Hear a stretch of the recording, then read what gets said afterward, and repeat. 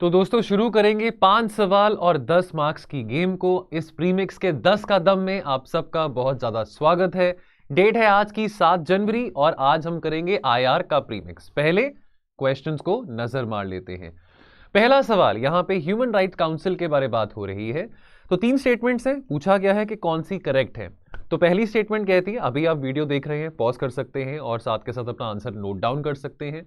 और वीडियो के एंड में, जैसे कि आपको मैं गुजारिश करता रहता हूं, वीडियो के एंड में जरूर बताइएगा कमेंट सेक्शन में कि आपके मार्क्स 10 में से कितने बनते हैं। यूएनएचआरसी की बात करी जा रही है। तो पहला स्टेटमेंट है कि इसने रिप्लेस करा farmer UN commission on human rights को। दूसरी स्टेटमेंट यह कहती है कि क्या ये इन्वेस्टिगेट करता है allegations of breaches of human rights in the UN member states. और तीसरा, जो मेंबर स्टेट्स है उनको इलेक्ट किया जाता है by the UNGA through indirect and secret ballot. ये पहला क्वेश्चन है। सेकंड बात करता है ईस्टर्न इकोनॉमिक फोरम के बारे। 3 स्टेटमेंट्स हैं, आपको अगेन करेक्ट आंसर बताना है। तो क्या ये हर साल होता है for the purpose of encouraging foreign investment in Russia's far eastern region. Second, it is trying to expand international cooperation in the Asia Pacific region. Third, India पहली कंट्री थी जिसने अपना कॉन्सुलेट खोला था व्लादिवोस्टॉक सिटी ऑफ रशिया में। तो आप यहां पे पॉज करके अगेन अपना जो सही आंसर आपको लग रहा है लिख सकते हैं, नोट कर सकते हैं, देन अगेन कमेंट सेक्शन में keep on telling your score कि आपका क्या स्कोर बन रहा है। Now you have to consider the following statements regarding the Mekong river. So 3 statements हैं। अगेन यहां पे पहली स्टेटमेंट कहती है that it is flowing in East Asia and South east Asia. Second, this river drains into the South China Sea south of the Ho Chi Minh City. And third, it is the longest river in Asia. You have to tell me what is the correct answer. Fourth question, यहां पे हम बात करेंगे following statements regarding the Yasuni National Park. Now, Yasuni National Park, is it located in the Amazon region of Ecuador? And second is, Yasuni National Park is home to 40% of Ecuador's crude oil reserves. Now, you have to tell me which is correct. Now, as you are seeing, जो questions हैं, कुछ questions होंगे organizational base पे होंगे, जो organizations हम news में पढ़ते रहते हैं, कुछ questions factual होंगे, कुछ question location based होंगे। तो ये एक cocktail रहता है IR के questions का। और 5वां question, मैं कौन हूं? तो मैं एक देश हूं साउथ ईस्ट यूरोप में, और मैंने इंडिपेंडेंस मेरे को मिला था 1991 में as one of the successor states of Yugoslavia. मैं एक लैंडलॉक कंट्री हूं, मेरे बॉर्डर पे कोसोवो भी पड़ता है, सर्बिया भी पड़ता है, बुल्गारिया भी पड़ता है, ग्रीस भी पड़ता है, और मैं एक ईयू कैंडिडेट हूं 17 सालों से। तो ये बेस्ट डिस्क्रिप्शन किसके लिए है? क्या वो नॉर्थ मैसेडोनिया है, क्या वो कराकल पाकिस्तान है, क्या वो लेबनन है, या क्या वो पोलैंड है? तो ये थे हमारे 5 सवाल। आइए अब नजर मारते हैं पांचों क्वेश्चंस के सॉल्यूशंस को। ना, पहला क्वेश्चन, यहाँ पे यूएनएचआरसी की बात करी जा रही है। पिछले साल 2022 में अप्रैल में इसको लेके बहुत चर्चा करी गई थी बिकॉज रशिया को सस्पेंड करा गया था ह्यूमन राइट काउंसिल में से, बिकॉज रशिया ने जो यूक्रेन को इन्वेड किया था। तो यहाँ पे ये 3 स्टेटमेंट में से पहली 2 स्टेटमेंट्स करेक्ट हैं, थर्ड स्टेटमेंट जो है वो इनकरेक्ट बनती है। Because why? यहाँ पे डायरेक्ट एंड सीक्रेट बैलेट आता है, इनडायरेक्ट एंड सीक्रेट बैलेट नहीं आता। तो यूएनएचआरसी, अब यूएनएचआरसी की बात जहां पे करते हैं, इंटर गवर्नमेंटल बॉडी है यूएन सिस्टम के अंदर ही। इसकी स्थापना 2006 में करी गई थी। And yes, this replace the UN commission on human rights. Statement 2 भी करेक्ट है। इसका मेन मोटिव क्या है, मेन मैंडेट क्या है? इन्वेस्टिगेट करना एलिगेशंस जहां जहां पे ह्यूमन राइट वायलेशंस हो रहे हैं, औरतों के ऊपर, बच्चों के ऊपर, ठीक है, एलजीबीटी कम्युनिटी के ऊपर। तो किसी भी किस्म के राइट्स की वायलेशन हो रही है, रेशियल राइट्स हो, एथनिक माइनॉरिटीज के ऊपर वायलेशन हो रही है, तो इसका काम है यूएनएचआरसी का उस चीज को मॉनिटर करना, इन्वेस्टिगेट करना। यूएनएचआरसी बहुत क्लोजली काम करता है with the office of the high commissioner for human rights. Statement 3 जो है वो गलत है। क्यों गलत है? बिकॉज मेंबरशिप में, काउंसिल में, हाँ 47 मेंबर स्टेट्स आते हैं जो कि ऑब्वियसली यूएनजीए से ही है, लेकिन यहां पे जो इलेक्ट किए जाते हैं that is through direct and secret ballot. और यहां पे जो काउंसिल की मेंबरशिप है इक्विटेबल ज्योग्राफिकल डिस्ट्रीब्यूशन के ऊपर बेस्ड है। अब आपको ये बात पता हो, वैसे भारत भी अभी यूएनएचआरसी में मेंबर है, तो कोई भी देश 3 साल के लिए मेंबर रहता है यूएनएचआरसी का, और 2 बार से ज्यादा वो कंसेक्यूटिवली मेंबर नहीं बन सकता। तो मेंबर्स ऑफ द काउंसिल वो 3 साल का पीरियड सर्व करते हैं, और इमीडिएट री इलेक्शन यानी कि 2 कंसेक्यूटिव टर्म्स तो वो कर सकते हैं। तो इससे पहले भारत 2019 में था, 2019 से लेके 21 में था। भारत को जो यहाँ पे यूएनएचआरसी में जो मिली है, जो मेंबरशिप मिली है, वो शुरू होती है जनवरी 2022 से लेके दिसंबर 2024 तक, यानी कि लगभग 3 साल का पीरियड इसमें कंप्लीट हो जाएगा। इससे पहले दिसंबर 2019 में भारत को यहाँ पे यूएनएचआरसी में मेंबरशिप मिली थी। जून 2018 में अमेरिका ने अनाउंस किया कि मैंने इसमें यूएनएचआरसी में नहीं रहना। अमेरिका का कहना था कि भी यूएनएचआरसी जो है सेल्फ सर्विंग है, हिपोक्रिटिकल है। Now look who is talking, America जैसे कि हिपोक्रिटिकल बिल्कुल भी नहीं है। नाउ रशिया को सस्पेंड करा गया था यूएनएचआरसी में से अप्रैल 2022 में, बिकॉज रशिया ने इन्वेड किया था यूक्रेन को। अब रशिया को सस्पेंड करने के लिए वोट करा गया था। इस रेजोल्यूशन को पास करने के लिए 93 जो वोट्स थे वो इन फेवर थे कि रशिया को रिमूव कर देना चाहिए। 24 जो वोट्स थे that was against the decision कि नहीं, रशिया को रिमूव नहीं करना चाहिए। और 58 एब्सटेंशंस थी इंक्लूडिंग इंडिया। तो हमने भी ना तो हमने हाँ बोला ना तो हमने ना बोला, हमने वोट करने से एब्सटेन करा। उसके अलावा रशिया को निकालने से यूएनएचआरसी में से ये दूसरी बार हुआ है। पहली बार कब था? 2011 में लिबिया को सस्पेंड करा गया था बाय द असेंबली, जब लिबिया में अपहीवल हुआ था। नाउ अब आपको अगेन यहाँ पे कुछ और बातें पता हो as far as the distribution of seats of UNHRC is concern. यहाँ पे अफ्रीकन स्टेट्स के पास 13 सीटें आती हैं, एशिया पैसिफिक स्टेट्स के पास 13 seats, Latin American and Caribbean states के पास 8 seats, west Europe 7 seats and eastern European states 6 seats. India at the UNHRC, तो India is reelected for the 6th time. Again factual चीजें हैं, यहां पे आपको ये बातें पता होनी चाहिए। 6ठी बार भारत को यूएनएचआरसी में रखा गया है। और यहां पे भारत का स्लोगन क्या है इस बारी? सम्मान, संवाद एंड सहयोग। भारत को प्रीवियसली ह्यूमन राइट काउंसिल में कब रखा गया था? 2011 से 14 के बीच में, 2014 से 17 के बीच में। तो आप देख रहे हैं 3 साल का पीरियड कंसेक्टिवली, लेकिन 2 बार हो रहा है। कंसेक्टिवली 2 बार ही आप मेंबर बन सकते हैं एचआरसी में, और 3 साल का पीरियड आपने एक टेन्योर में सर्व करना है। India had been elected to the UNHRC for a period of 3 years beginning January 1, 2019। तो मैंने शायद आपको भी पीछे दिसंबर 2019 कह दिया था, bag your pardon, that is January 1, 2019। Now अगला ईस्टर्न इकोनॉमिक फोरम की यहां पे बात हो रही है। तो स्टेटमेंट्स आपके सामने, यहां पे तीनों ही स्टेटमेंट बिल्कुल सही हैं। सितंबर 2022 में 7th edition of Eastern Economic Forum हुआ था। तो जी हां, बिल्कुल 2015 से हर साल ये जो मीटिंग है होती है ईस्टर्न इकोनॉमिक फोरम की। कहां होती है? व्लादिवोस्टॉक रशिया में होती है।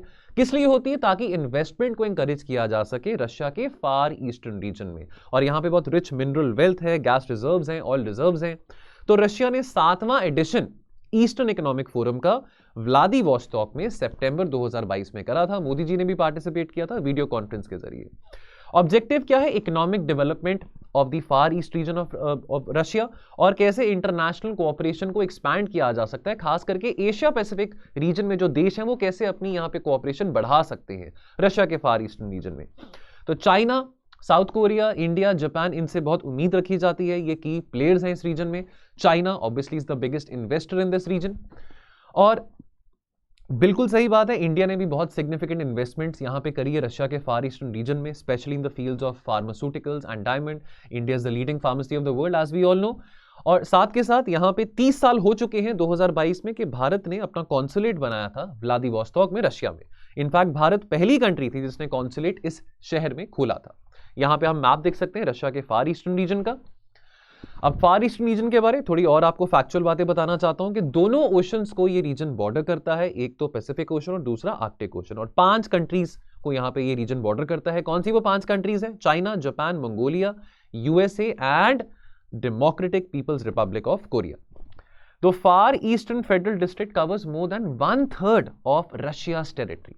और यहां पे रिच नेचुरल रिसोर्सेज हैं, गोल्ड है, टंगस्टन है, फिश है, डायमंड्स हैं, और 1/3 of all the coal reserves of Russia lie in this far eastern region of Russia. Now next question, यहां पे हम बात करेंगे मेकोंग रिवर के बारे। तो 2 स्टेटमेंट्स करेक्ट हैं, पहली और दूसरी। लॉन्गेस्ट रिवर इन एशिया ये नहीं है, ये longest river in south east Asia है। तो आपके लिए छोटा सा होमवर्क आपको दे रहा हूं, आप वीडियो अगर देख रहे हैं कमेंट सेक्शन में बताइएगा कि लॉन्गेस्ट रिवर एशिया में है कौन सा, पता तो लगे। चलिए, तो मेकोंग रिवर बिल्कुल स्टेटमेंट 1 बिल्कुल करेक्ट है। मेकोंग रिवर एक ट्रांस बाउंड्री रिवर है जो कि ईस्ट एशिया और साउथ ईस्ट एशिया में फ्लो करता है। ओरिजिन कहां पे करता है? टिबेटन प्लेटू में। And this runs across China, Myanmar, Laos, Thailand, Cambodia and Vietnam. Now we also have a Mekong Ganga cooperation. UPSC में पीवाईक्यू में भी आ चुका है क्वेश्चन ये। मेकोंग गंगा कोऑपरेशन में इंडिया भी एक मेंबर है, ठीक है, आपको ये बात पता होनी चाहिए। स्टेटमेंट 2 भी करेक्ट है, ये ड्रेन करता है साउथ चाइना सी में, south of the Ho Chi Minh City. तो वियंगचान जो कि कैपिटल है लाओस का, और फ्रॉम फेन जो कि कैपिटल है कंबोडिया का, दोनों स्टैंड करते हैं इसके बैंक्स पे। स्टेटमेंट 3 करेक्ट नहीं है, बिकॉज जो ये रिवर है मेकोंग रिवर, ये लॉन्गेस्ट रिवर है साउथ ईस्ट एशिया का, एशिया का नहीं। ठीक है, Mekong river this is home to many species of fresh water fish as well. और यहाँ पे कुछ एनवायरमेंटल प्रेशर्स भी बढ़ रहे हैं। यहाँ पे हम मैप देख सकते हैं राइपेरियन स्टेट्स का, जो राइपेरियन स्टेट्स है जहां से मेकोंग रिवर बहता है, पास करता है। ठीक है, तो अब Mekong is one of the world's great rivers. ये ट्रांस बाउंड्री रिवर है साउथ ईस्ट एशिया का। ठीक है, जैसे आपको मैंने बताया कि टिबेटन प्लाटू से ये ओरिजिनेट करता है और चाइना, म्यांमार, थाईलैंड, लाओ, कंबोडिया, वियतनाम, इन देशों से ये पास करता है। मेकोंग गंगा कोऑपरेशन में यहां पे साथ में इंडिया भी आ जाता है। ठीक है, ओरिजिनल प्रमोटर जो था इस आइडिया का मेकोंग गंगा कोऑपरेशन का, वो कौन था? थाईलैंड था। तो इसमें कौन से देश हैं? Cambodia, India, Laos, Myanmar, Thailand और वियतनाम। इसमें चाइना नहीं है, हालांकि चाइना से ये मेकोंग रिवर पास जरूर करता है, लेकिन चाइना इसमें इंक्लूडेड नहीं है। 2000 में, सन 2000 में ये जो सारे कंट्रीज थी, ये they met in the capital of Laos and they agreed कि कैसे हम टूरिज्म को, एजुकेशन को, ह्यूमन रिसोर्स डेवलपमेंट को एनहांस कर सकते हैं through this forum of Mekong Ganga cooperation. चौथा क्वेश्चन, तो ये दोनों ही स्टेटमेंट्स करेक्ट हैं। यसुनी नेशनल पार्क के बारे में यहाँ पे बात हो रही है। तो ये सारे जो क्वेश्चंस आपके सामने मैंने डाले हैं, ये करंट अफेयर्स में से हैं in the last 3 to 4 months। तो ये करंट अफेयर्स, बिकॉज आईआर में मोस्टली करंट अफेयर्स के ही क्वेश्चंस आते हैं, लोकेशन बेस्ड आते हैं, ऑर्गेनाइजेशनल बेस्ड क्वेश्चंस आते हैं। ज्यादा एनालिटिकल बातें आईआर में नहीं होती हैं, फैक्चुअल बातें होती हैं, जिसके लिए एक तो आप अपना न्यूज़पेपर पढ़ें और दूसरी बात, इन फैक्चुअल बातों को आपको रट्टा लगाना पड़ेगा, याद रखना पड़ेगा। बहुत जरूरी है, आईआर जब आप पढ़ रहे हैं, न्यूज़पेपर पढ़ रहे हैं, कोई जगह के बारे में पढ़ रहे हैं, एटलस जरूर खोलिए। आपको मैप देखना बहुत ज्यादा जरूरी है लोकेशनल बेस्ड क्वेश्चन में। Now, अब इन दोनों स्टेटमेंट्स को यहां पे एग्जामिन करते हैं। तो यासुनी नेशनल पार्क जो है, ये एक ह्यूमिड ट्रॉपिकल रेन फॉरेस्ट है जो कि अमेज़न रीजन ऑफ इक्वेडोर में लोकेटेड है। 1979 में इसको एस्टैब्लिश करा गया था। दुनिया का सबसे ज्यादा बायोडाइवर्स रीजन माना जाता है।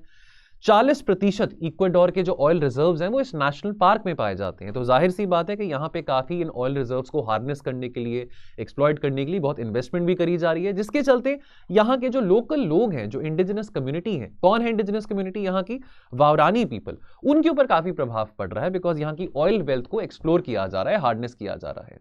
तो ये जो है आपका यासुनी नेशनल पार्क है। यहाँ पे आगे एक और आपको मैप दिखाऊंगा। 2007 में इक्वेडर ने एक प्लान इनिशिएट किया था, जहां पे कहा कि चलो एक पोर्शन जो है इस पार्क का, उसको हम कंजर्व करेंगे, फॉरेस्ट कंजर्वेशन के टुवर्ड्स इक्वेडर ने कदम रखा कि चलो हम यहाँ पे ज्यादा ऑयल वेल्थ को नहीं एक्सप्लॉइट करेंगे, हार्नेस नहीं करेंगे। लेकिन 2013 में इक्वेडर ने इसी प्लान को अबैंडन कर दिया। तो यहाँ पे हम देख सकते हैं ये आपका यासुनी नेशनल पार्क है। लास्ट क्वेश्चन, तो मैं कौन सा देश हूं? मैं नॉर्थ मैसेडोनिया हूं। जुलाई 2022 में प्रोटेस्ट हुए थे नॉर्थ मैसेडोनिया के। नॉर्थ मैसेडोनिया कहां है? South east Europe, Balkans. ये क्या होता है साउथ ईस्ट यूरोप? कौन सा रीजन है आपका? बल्कन रीजन है। ब्रेकअप ऑफ यूगोस्लाविया, 90s में लड़ाई हुई थी यूगोस्लाविया में। 1991 में इसको इंडिपेंडेंस मिला नॉर्थ मैसेडोनिया को। यस, ये एक लैंडलॉक कंट्री है जिसके बॉर्डर में कोसोवो, साइबेरिया, बुल्गारिया, ग्रीस सब आ जाते हैं। आपको मैं मैप भी दिखा देता हूं, तो आप देख सकते हैं Bulgaria, Serbia, Kosovo, Albania, Greece, ये सब कंट्रीज इसके नेबरिंग कंट्रीज आ जाते हैं। ठीक है, नॉर्थ मैसेडोनिया ने अप्लाई किया हुआ है यूरोपियन यूनियन के मेंबरशिप के लिए। 17 साल हो चुके हैं। ऑफिशियली मेंबरशिप नहीं मिली है। ऑफिशियली अल्बानिया को भी मेंबरशिप नहीं मिली है, आपको पता हो, ऑफिशियली नहीं मिली है। अल्बानिया ने भी अप्लाई किया हुआ है यूरोपियन यूनियन की मेंबरशिप के लिए। ठीक है, and this country had emerged from the breakup of the Yugoslavia in the 90s। अब यहां पे जो कंफ्लिक्ट था, जुलाई 2022 की बात है, नॉर्थ मैसेडोनिया में प्रोटेस्ट हो रहे थे, तो बुल्गारियंस और नॉर्थ मैसेडोनियंस के बीच में कंफ्लिक्ट हो रहा था। बुल्गारिया की डिमांड क्या थी? अभी आपने मैप में देखा कि बुल्गारिया इसका नेबर है, तो सिग्निफिकेंट बुल्गारियन पॉपुलेशन भी नॉर्थ मैसेडोनिया में रहती है और उनकी जो भाषा है, तो बुल्गारिया के लोग कह रहे हैं कि आप हमारी माइनॉरिटी को और हमारी भाषा को भी नॉर्थ मैसेडोनिया में इंक्लूड करिए, उसको एक्सेप्ट करिए। लेकिन नॉर्थ मैसेडोनिया की जो सरकार है वो थोड़ी अड़ी पड़ी थी कि भाई हम इसको इंक्लूड नहीं करेंगे, एक्नॉलेज नहीं करेंगे बुल्गारिया की भाषा को, बुल्गारियन भाषा को। ठीक है, उसके अलावा नॉर्थ मैसेडोनिया ग्रीस के साथ भी झगड़ा था। अब देखिए जो मैसेडोनिया है, Macedonia is the largest region in Greece. तो यहाँ पे इस रीजन में सेकंड लार्जेस्ट रीजन है ग्रीस का, मैसेडोनिया। तो काफी इस नाम के साथ सिविलाइजेशनल वैल्यूज भी जुड़ी हुई हैं। ठीक है, उनकी परंपरा का, उनकी सभ्यता का बहुत इंपॉर्टेंट रीजन है। ग्रीस सभ्यता का बहुत इंपॉर्टेंट रीजन है मैसेडोनिया। 20 लाख से ज्यादा लोग यहाँ पे रहते हैं। तो ग्रीस ने बोला कि आप अपना नाम मैसेडोनिया क्यों रखना चाहते हैं। तो ये झगड़ा ग्रीस और नॉर्थ मैसेडोनिया के बीच में भी था। ठीक है, उसके बाद 2019 में मैसेडोनिया ने यानी कि इस नॉर्थ मैसेडोनिया वाले मैसेडोनिया ने अपना नाम चेंज करके नॉर्थ मैसेडोनिया रख दिया, बिकॉज ग्रीस को इस बात से प्रॉब्लम थी कि आप अपना नाम मैसेडोनिया क्यों रखना चाह रहे हो, कि वो तो हमारे यहां पे एक रीजन है। चलिए, तो ये आप देख सकते हैं मैसेडोनिया जो कि एक बहुत विशाल रीजन है ग्रीस में।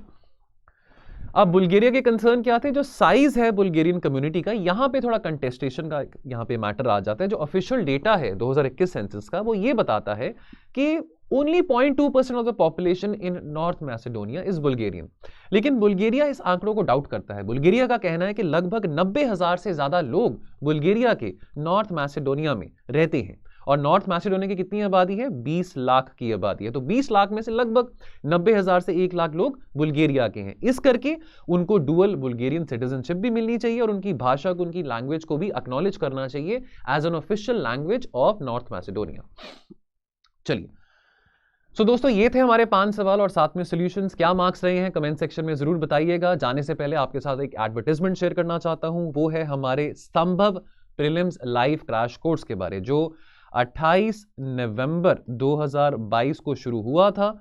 30 अप्रैल 2023 तक ये कोर्स चलेगा। यदि आप प्रीलिम्स दे रहे हैं 2023 में, और यदि आप अपने स्टैटिक कंसेप्ट्स और करंट अफेयर्स के कंसेप्ट्स को रिवाइज करना चाहते हैं, पॉलिश करना चाहते हैं, along with personal one-on-one mentorship, along with daily live classes, and last but not the least, with more than 4,000 questions for practice, तो इस कोर्स में आप जुड़ सकते हैं। हमारे टोल फ्री नंबर पे कॉल करके इस कोर्स के बारे और इन्फॉर्मेशन ले सकते हैं एंड इसको सब्सिक्वेंटली ज्वाइन कर सकते हैं।